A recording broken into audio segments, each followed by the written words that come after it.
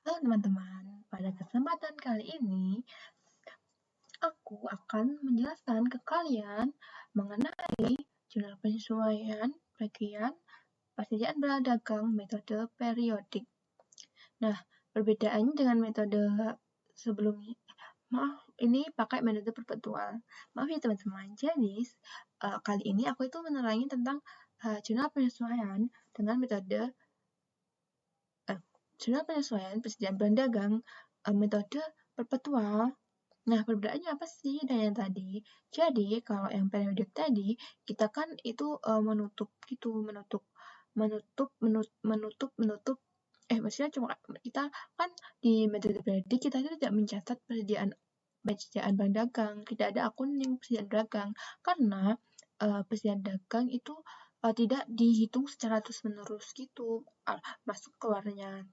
Nah, kalau sedangkan di perpetual ini tuh ada. Jadi kan perbedaan dengan yang tadi itu kita bisa bisa membedakan antara yang fisik, kita itu menyelesaikan antara yang fisik dengan yang perlu catatan. Nah, contoh kasusnya gimana sih? Ini dia. Perusahaan mencatat persediaan sebesar 3.500.000 berdasarkan pembukuan. Namun, setelah dilakukan perhitungan fisik, pada akhir periode diketahui bahwa persediaan yang sebenarnya hanya 3 juta. Nah, jadi tuh kayak di menurut catatan ya, ada akun gitu kayak jenis saljunya tuh sebesar 3.500.000. Nah, tapi setelah dilakukan stok name itu ternyata cuma 3 juta. Gimana jadinya? Nah, ini dia. Jadi, uh, jadi itu kita akan menghitung selisih dulu ya.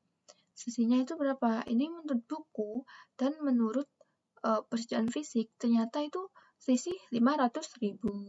Nah, 500.000 ini dianggap sebagai apa?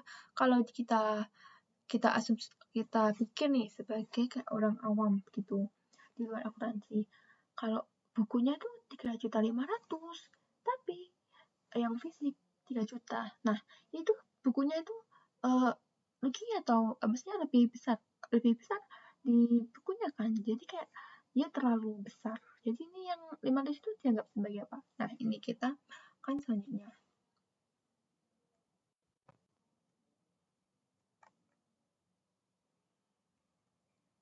Nah, ini dia. Kalau persediaan menurut buku lebih besar dari persediaan fisik, itu kita anggap sebagai beban. Nah, jadi akunya itu pakai beban selisih persediaan dicatat sebelah debit. Lalu akun persediaan barang dagang dicatat sebelah kredit. Betul. Ini tanggal 31 penyesuaiannya. Jadi tadi kan beban selisih persediaan sama persediaan barang dagang. Sebesar berapa? Sebesar ini, nilainya ini. 500. Nah, itu jurnalnya. Kalau semisal persediaan fisiknya itu lebih besar dari buku, itu kan kayak kita mendapat untung gitu. Nah, gimana cara jurnalnya? Akun persediaan barang dagang itu catat di sisi debit. Lalu sebagai akun kurangnya itu pendapatan selisih persediaan itu di kredit. Jadi beda sama yang tadi ya. Tadi kan beban itu di debit. Kalau yang ini pendapatan. Jadi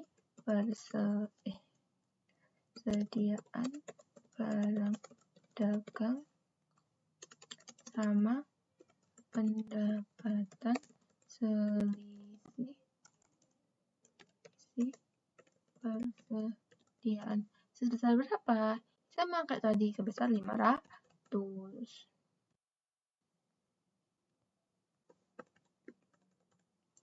Oke teman-teman, cukup sekian penjelasan aku. Semoga kalian bisa memahami ya. Thanks for watching.